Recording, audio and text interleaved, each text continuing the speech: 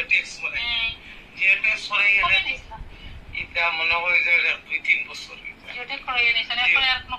খবর নাই মেম্বারটা জিজ্ঞাসা করছিলাম মেম্বারটা জিজ্ঞাসা করা বাদে কইছে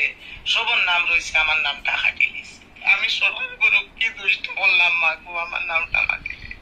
আচ্ছা এগো আপনি টেনশন করবেন না কারণ আপনি তো পাইতা পাতাই না কারণ আপনার ঘর ভাঙিয়ে পড়ি যান খাসা ঘর রাখিয়ে তো আপনার বিষয়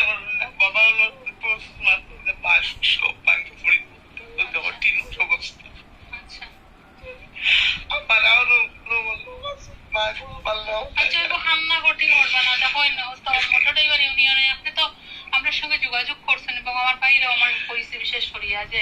ওনার তরফ থেকে তখন সরকারি জিনিস অ্যাপ্লাই করতে গেলে প্রায় একটু সময় লাগবে চট করে এইতো না আপনারা লাগে সরকারে দিচ্ছে ফেসিলিটি কিন্তু অ্যাপ্লাই করতে একটা পজিশন বা একটা